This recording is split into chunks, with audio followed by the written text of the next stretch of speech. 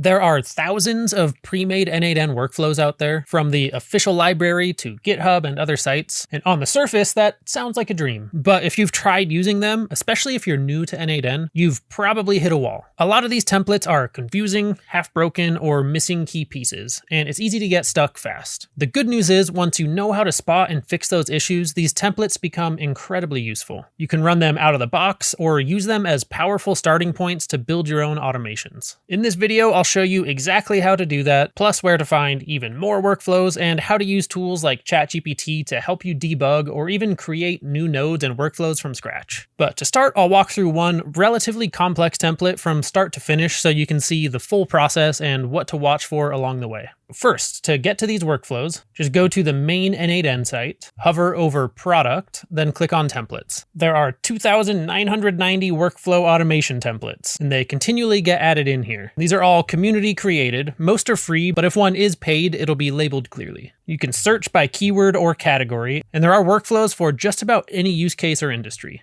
For example, under sales, you've got options like lead workflow for Yelp and Trustpilot scraping, find and email anyone on LinkedIn, sales lead magnet agent, build a voice AI chatbot, automate business lead scraping. And that keeps on going, and it's the same for other categories. Marketing has templates for automated videos and content creation. Engineering includes chatbots and retrieval augmented generation setups. Finance, you get the idea. You can also search for the app you want to use, so I'll try YouTube, and that gives 49 different workflows just related to YouTube automation. Now, I do want to go with something relatively complex, maybe intermediate level. I want it to have multiple integrations we can work through. So I will use this one, create and upload AI-generated ASMR YouTube shorts with Seedance, Fal AI, and GPT-4. It's probably a few weeks late to jump on that trend now, but I'm sure we can modify the prompts to fit any style. When I open this up, we can see the full workflow layout right away. If we scroll down, there's a breakdown that covers who this is for, what problem it solves, and a step-by-step of what the workflow does. This one includes two-stage AI ideation and planning, multimodal asset generation, including adding sound effects. And then there's closed loop publishing and logging at the end. Under the setup section, it shows all the required credentials, so which accounts and APIs you'll need. I'll walk through APIs more later, but this one includes OpenAI, WaveSpeed, and Fal, which are all pay per use. OpenAI will cost a couple cents per call. I'm not sure on WaveSpeed off the top of my head, but I think that's around like 20 to 50 cents per video, depending on the model. And the Fal cost varies depending on what you're using it for, but generally that'll be cheap.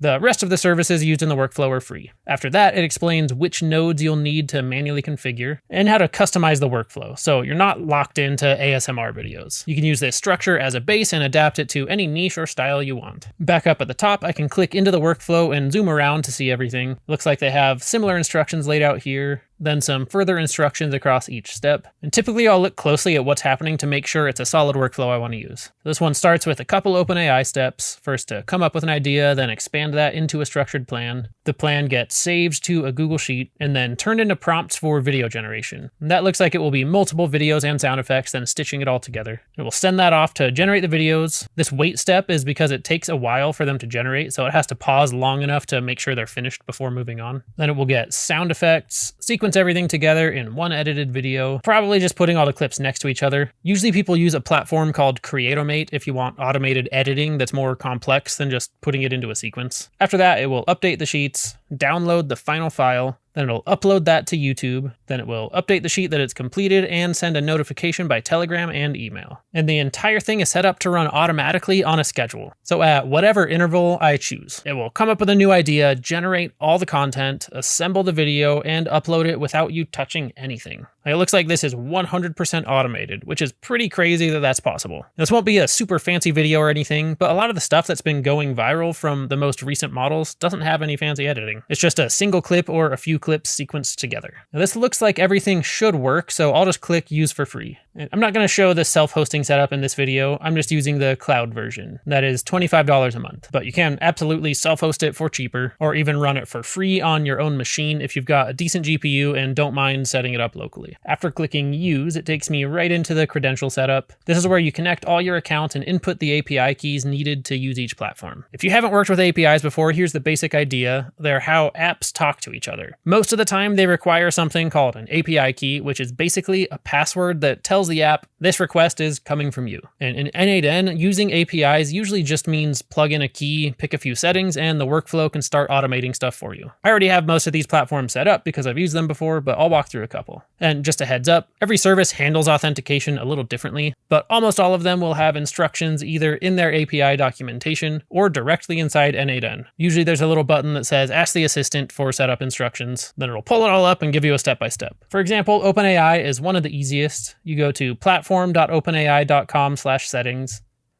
click API keys, then create new secret key. I will give it a name, choose your default project, or create a new one if needed, then click create secret key and copy it right away since you won't be able to view it again later. Then back in n8n, paste that into the credential field, hit save, and you're good to go. These other ones in here are similar and easy to set up, so I won't walk through those. And I'm actually going to skip Telegram because I don't need an email and Telegram message letting me know that it finishes. So I'll end up just deleting that node. Now, WaveSpeed and FAL aren't on this list because they work a little differently. I'll show those in a minute once we actually open up the workflow. The credentials listed here are all filled out, so I'll click continue. Then the full workflow opens up. It's not ready to run just yet. There are a few parts we will need to fill out manually. And there are a few risks you should be aware of when using community n8n templates. Honestly, you'll probably never run into these, but they can happen, so it's worth a quick heads up. The three main things to watch out for are trigger loops that can run endlessly, exposed API keys, especially inside HTTP requests, or just suspicious HTTP nodes that send data to unknown URLs. Avoiding these is pretty straightforward. Just make sure triggers are set to run at reasonable intervals and don't get re-triggered. Double check any URLs data is being sent to, and keep your API keys from getting exposed in requests. As I walk through this, I'll go into each of those a little more in the parts where they could actually come up. Now, over on the left, you'll see instructions built into the workflow to guide setup.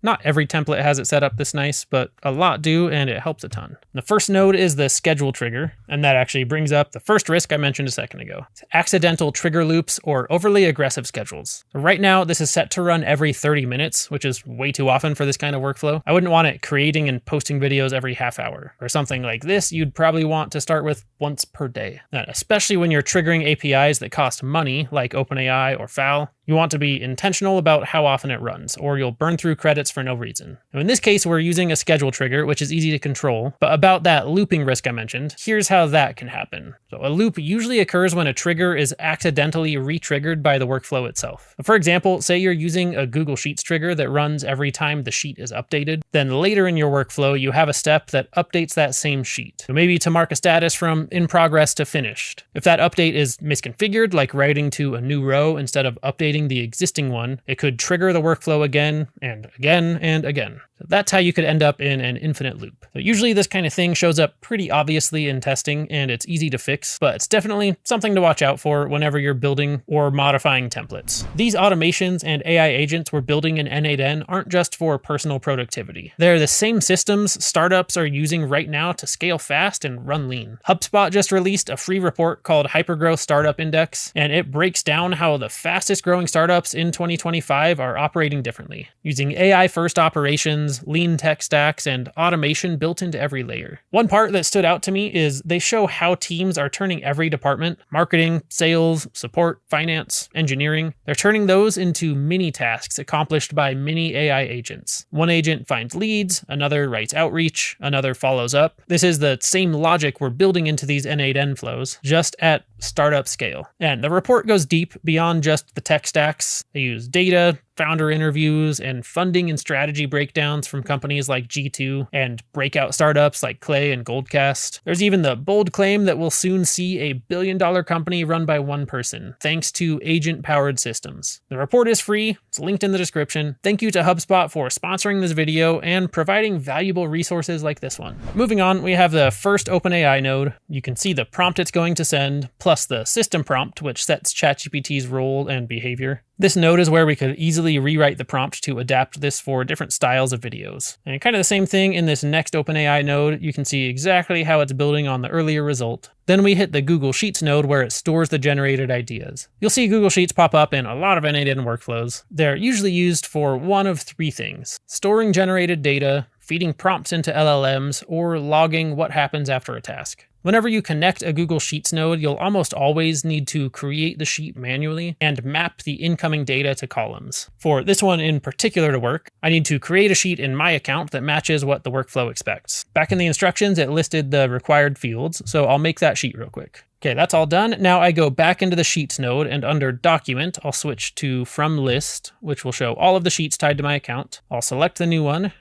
choose Sheet 1, then switch to Map each column manually. Each column I created will now appear for mapping. And moving on, Unbundle Prompts looks fine. Next up is the Create Clips node. This is an important one to focus on for a second. This step is sending a request to the WaveSpeed API to generate the video clips. This node and the ones using FAL all work in basically the same way. By using platforms like these, you can connect to all kinds of AI models directly inside your workflows. But both of these platforms do use a slightly different API setup than we covered before with OpenAI. They use header authorization. Some APIs need you to prove who you are by sending a special token in the request headers, and n8n's header auth lets you do that automatically. I don't want to get too sidetracked on what that is, and really you can just click Ask the Assistant and it will come back with the exact steps to follow. But it's easy, as it says right over here. Put authorization as the name, then for the value you'll type bearer, then a space, then paste in the API key. This will format it in the way WaveSpeed is expecting it, and that's all there is to it. Then for FAL, it's the same thing except the value is key space API key. So sometimes there's APIs with a little different setup, but use the Assistant or ChatGPT if you get stuck. Or there's a custom GPT trained on n8n that I'll show in a little bit that can help too. Looking at the URL in this WaveSpeed node, it's set to use Seedance V1 Lite for text to video at 480p. That model isn't as strong as the Pro version, but it's cheaper, so I'll leave it like this while testing to avoid burning credits. Later, once everything's running smoothly, I'll probably upgrade the model. If you go to the WaveSpeed site, you'll see you can run all sorts of different models through their API, WAN, Kling, Minimax, VO3, and more. But for now, we'll stick with Seedance since that's what this template was built around. Now, this node is also where the other two risks I mentioned earlier could show up: API key exposure and suspicious HTTP requests. The first is API exposure. This node is using header auth credentials, which are handled securely by n8n, so your API key isn't being hard-coded or sent visibly. Anytime you're using stored credentials like this, you're in good shape. But here's what it would look like if it were wrong. If the templates ask you to manually paste your API key directly into the node, usually in like the headers or the body, like the node will work that way, but it's not secure. If you were to save the workflow or share it later, that key is now embedded in the JSON. The better approach, like this one, is to use credentials so the key is kept securely in n8n and it never appears in the actual workflow file. Now, to be clear, I think it's pretty unlikely you'll run into a template where someone is trying to trick you with this, but it is something that's possible, and it's just good to understand how API keys get passed around. The second thing is the suspicious HTTP request risk. This node is sending a post request to a WaveSpeed endpoint. You can't just paste that URL into a browser to check where it goes. That's not how APIs work, but you can go to the WaveSpeed docs and confirm that endpoint matches a real model. When you're reviewing HTTP nodes, generally this is more likely to be a concern in templates from like GitHub or unknown sources, which I will cover later. Basically, just check, what is this sending? Where is it going? Does it include any sensitive data? Again, this is probably not something you'll have an issue with, but it's just good practice to understand what each node is doing and where your data is being sent. You don't need to know every line of JSON, but at a high level, I should at least know that this node is sending the video prompts to WaveSpeed, asking it to generate the videos. In this case, everything looks clean. It's a WaveSpeed call, it's using stored credentials, and we know what model it's running. After that, we hit the pause node while the clips generate, then it gets the generated clips. Then we move into sound effect generation. This step is set to use FAL, but it defaulted to my WaveSpeed credentials, so I'll switch that over to FAL. Same thing with the get sounds step, that also needs to be switched to FAL. Then in sequence video and get final video, same deal, I'll switch both of those to FAL as well. After that, we hit another Google Sheets step. So just like earlier, I'll pick the correct sheet and map each column manually so everything lines up. Then it downloads the final video using the URL stored in the sheet. After that, it uploads directly to YouTube. In here, I just need to set up my region code, choose a category name, doesn't really matter what, and it shows the description that'll be added. I'll leave that as is for now. Then final step, another Google Sheets update, same process as before.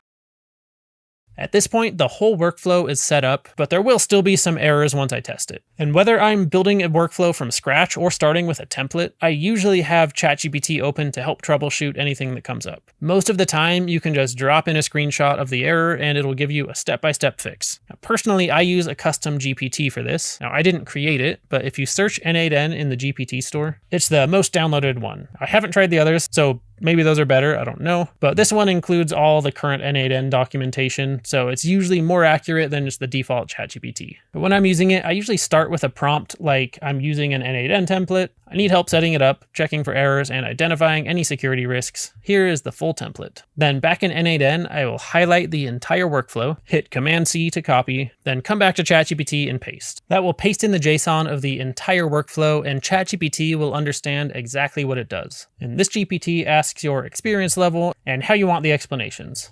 And now it gives a full breakdown, a high-level overview, what's working well, and any issues it finds. In this case, it pointed out a few simple problems. The Telegram error is just because I never added my Telegram credentials. Then there's an extra space in a URL, and I forgot to add the email address for the final notification. Easy fixes. I will remove the space. Since I don't need both email and Telegram notifications, I will delete the Telegram node. Then I'll go into the final email node, add my address, and that's good. This is close enough now to just run a test and debug as we go. So I'll click Test Workflow, and the OpenAI step runs fine, but now I've hit an error in the Google Sheets node. I actually left this part unfinished on purpose. It's easier to handle once you see the incoming data. The error is because the values to send section needs to be filled out. But I'm also noticing that the incoming data has different fields than the column names I originally added to the sheet. I went off the ones in the instructions, but I don't think that was accurate. And this is all on the left side in this input panel. That's the data coming into this node from the previous step. I'll go update the Google Sheet to make sure there's a column for each of those fields. Then I'll come back into the node and click Refresh Fields. And now the new column names show up properly. And these values need to be in JSON format, but you don't have to write any of that yourself. You just drag each field from the left panel into the matching column, and then n8n will format it for you. So I'll do that for each one. Then I'll click Test Step and make sure it works. Over on the right side, now we'll see the output panel. That shows what's being sent to the sheet and also passed along into the next node. And everything looks accurate. Now I'll just hit Test Workflow again to see how far it gets.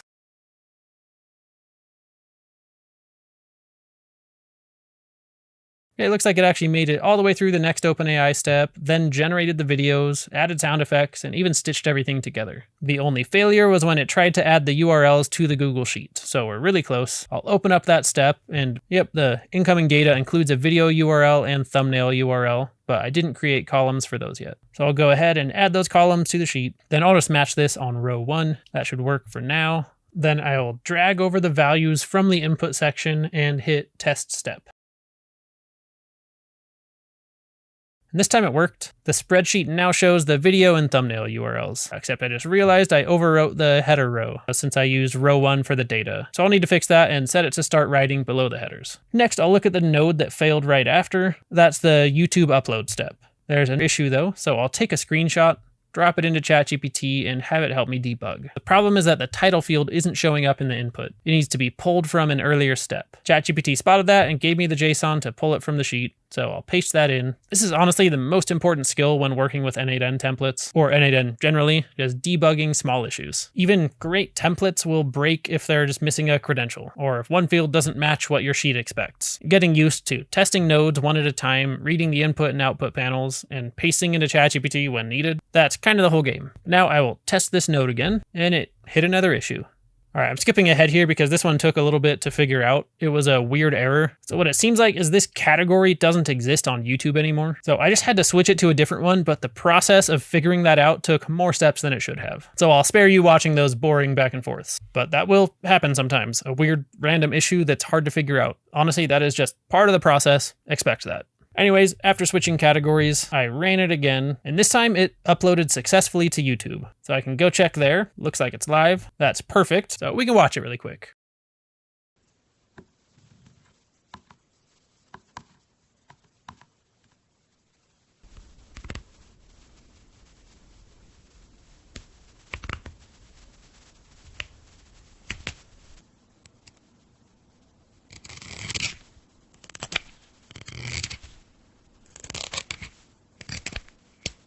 Everything came together, although I'll definitely want to upgrade the video model. Then I just need to fix the final sheet step to update the status to posted.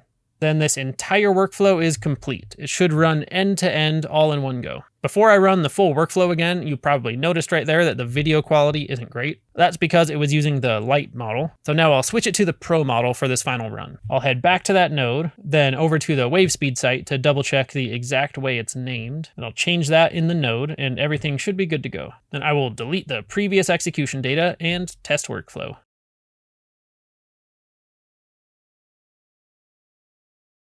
So after a few minutes, it says it is all complete. So I'll go check my email. There it is. Now let's watch the final video.